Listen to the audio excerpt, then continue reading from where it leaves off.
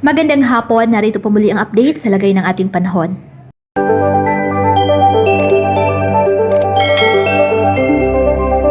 Patuloy pa rin po umiiral ang easterly sa malaking bahagi ng ating bansa kaya ramdam na ramdam po ang init ng ating panahon.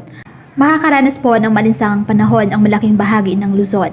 Pero sa Mindoro at Bicol, asahan po na mula ngayong tanghali hanggang gabi, posible po ang thunderstorm. Magkakaroon din po ng mahinang ulan sa Aurora, Quezon at Ilocos Region.